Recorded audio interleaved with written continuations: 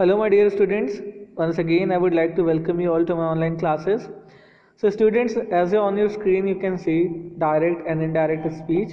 So, आज हम इसी लेसन को डिस्कस करेंगे आपकी बुक में से, और हमने जो भी प्रीवियस स्लाइड्स में पढ़ा है उसको छोड़ करके जो चीज़ें नहीं हमने अभी तक पढ़ी उसको डिस्कस करेंगे और एक्सरसाइजेस भी करने की कोशिश करेंगे.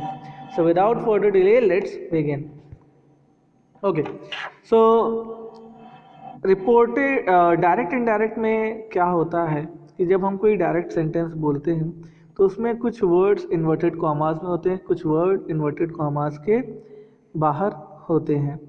A reporting clause in an utterance such as she asked, she said, they informed, Mohan inquired, Neetu explained, that identifies the speaker tone of the reported clause, either direct or indirect speech. In the above examples, Suresh said is the reporting clause. तो जो चीज़ inverted commas के बाहर होती है, for example Ravi said I am going to school, तो Ravi said inverted commas के बाहर है, उसको हम कहते हैं रिपोर्टिंग क्लॉज. और जो चीज़ इन्वर्टेड कॉमास के अंदर होती है उसको हम कहते हैं reported clause. Okay, this I thought I should tell you. Change of pronouns I have already told you in my previous live classes. आप नहीं लेते हो तो that is your mistake. You should have taken previous days live class. Okay, हमने ये सारी चीज़ें भी देखी. We have also learn the SON formula. We have also learn the change of adverbs like today will become that day, yesterday will become the previous day, etc. आपकी book में भी है, इसे देखकर ज़रूर याद कर लें. You should never forget these things. Once you learn, it will help you in your lifetime. So always learn these things. Okay. So कुछ एग्जाम्पल्स हैं जो कि ऑलरेडी हम लोग देख भी सकते हैं और हम कर भी सकते हैं. सरिता said I shall go to Hapur tomorrow. Sarita said that she would go to Hapur the next day. बहुत ईजी है. So I will not waste your time in these things which we have already learned. Okay, हम लोग आज अपना time invest करेंगे आपकी book की exercise करने में. ओके, तो हम लोगों ने ये सारी चीज़ें ऑलरेडी देख ली है. I don't think it's good idea to do these things again. अब हम एक्सरसाइज करते हैं बच्चों directly. Okay, so let the screen get clear, then we will discuss. I think अभी screen clear नहीं है. Yes, now the screen is clear. The boy said I want a new pen. Try to give answer. हम लोगों ने ये rule तो सीखा, ये तो सिंपल है. इसका आंसर देने की खुद कोशिश करिए. मैं आपको सिर्फ 2-3 एग्जाम्पल्स बता सकता हूँ, आंसर्स दे सकता हूँ, बाकी के आंसर्स आपको खुद से करने होंगे. The boy said I want a new pen. New pen किसे चाहिए? I किसके लिए है? I is first person. So first person means subject. Subject कौन है? The boy. So the boy said that. अब boy है तो उसके लिए हम कौन सा pronoun यूज करेंगे? He. The boy said that he want. Past form of want is wanted. He wanted a new pen. So इसका आंसर हो जाएगा the boy said that he wanted a new pen.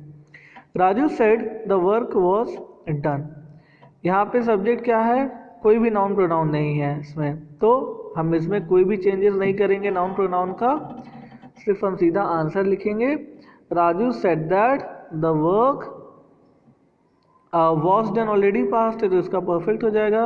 Raju said that the work had done. Okay, next sentence. Ankit said I am reading a novel. Ankit said that he was reading a novel. Okay, इस तरीके से आप बाकी के sentence कर सकते हो. It's very very easy. There is nothing here. Okay, आगे की एक्सरसाइज हम देखते हैं. It's an interrogative sentence. इसको भी हमने कल पढ़ा है तो हम ये भी कर सकते हैं. I said to her where is your pen. क्या हम इसका आंसर यस और नो में दे सकते हैं? बताइए. नहीं दे सकते. तो हमें क्या करना होगा? दोनों सेंटेंस को जोड़ने के लिए सेम क्वेश्चन वर्ड को यूज़ करना होगा. और क्वेश्चन वर्ड क्या है इसमें? Where. So we will write I asked her where her pen was. Okay, आगे देखते हैं. he said to me when are you going to Ludhiana. He asked me when I was going to Ludhiana. She said to me, will you teach me English? इसका answer yes और no में दे सकते हैं, ध्यान से देखिए, हाँ दे सकते हैं. So she asked me if I would teach her English.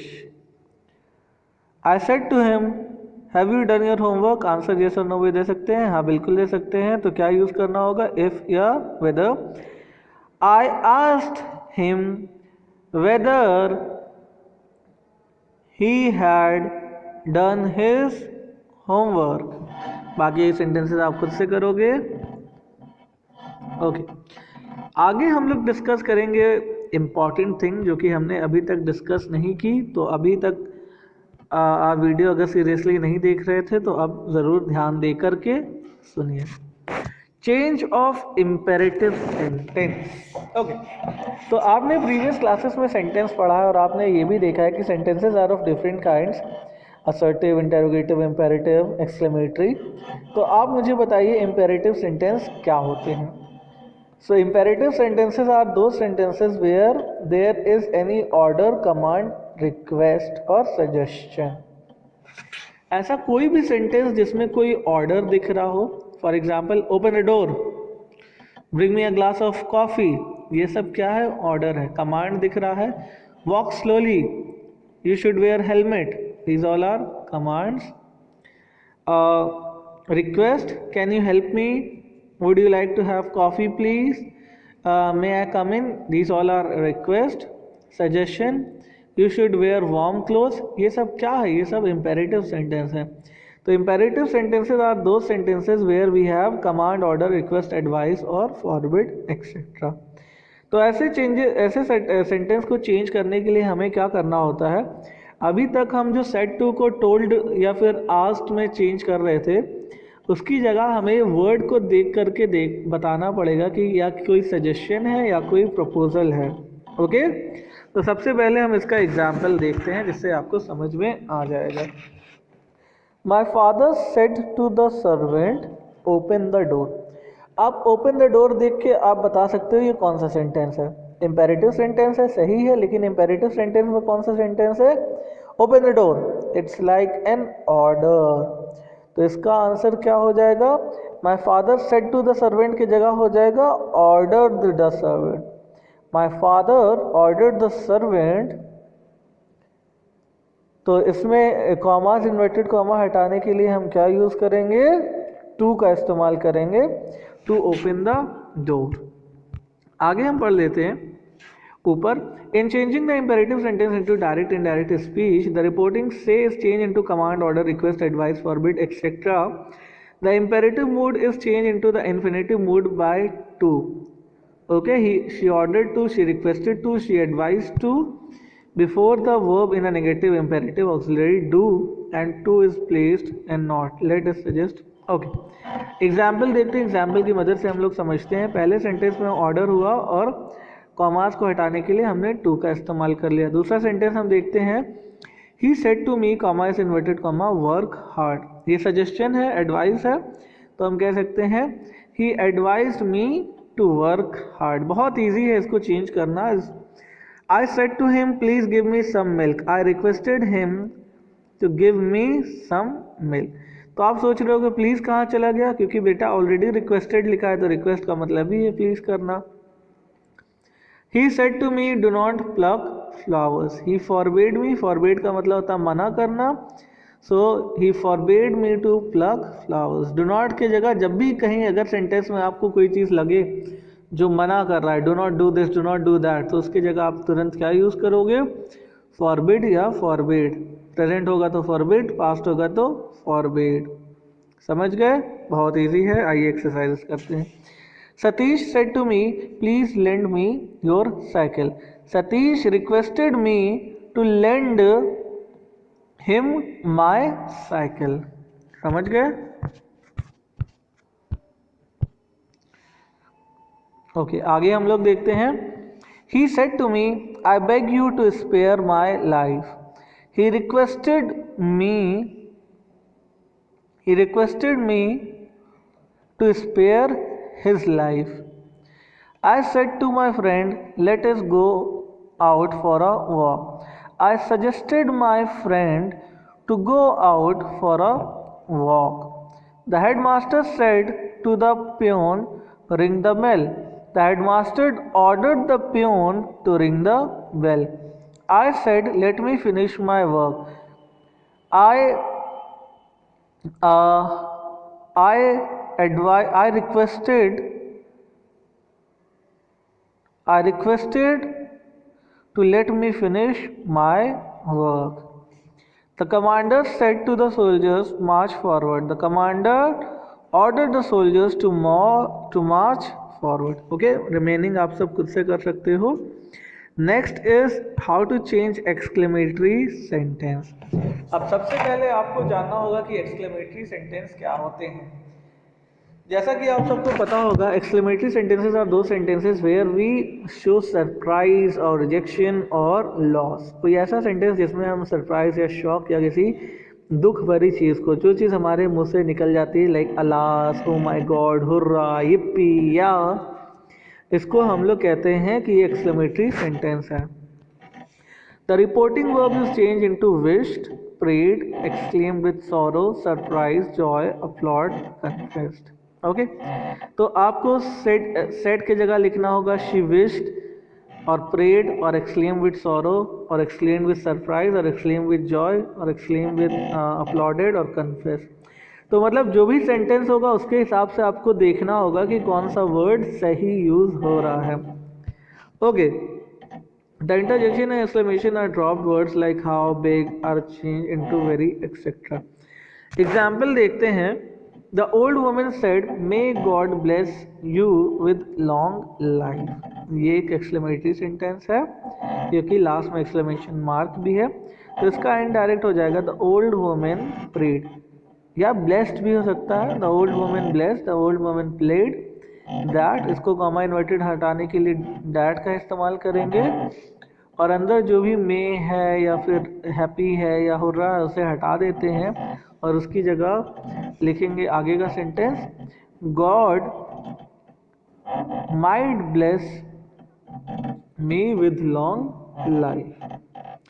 She said, alas, I am ruined. She exclaimed with sorrow that she was ruined. She said, hurrah, I have won, I have stood first. She exclaimed with joy. खुशी से आदमी hurrah कहता है तो हम कहेंगे he exclaimed with joy that he had stood first. Okay, इस चीज़ को आप ध्यान से समझिएगा. आगे के सेंटेंस देख करके कोशिश करिए नेक्स्ट सेंटेंस बनाने के लिए. Okay. For example, the girl said, what a fool I have been.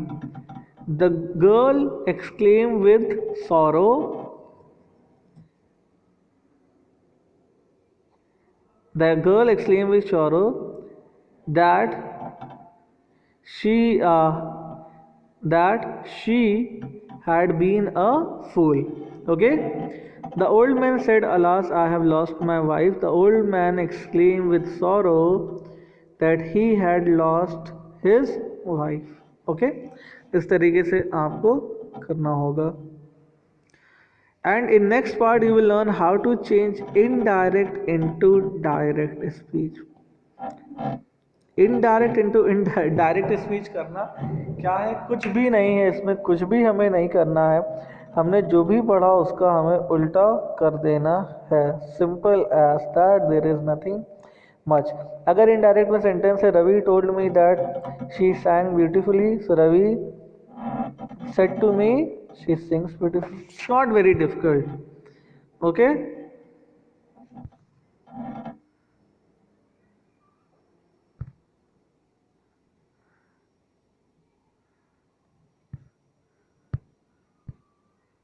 So you have to do the remaining exercise.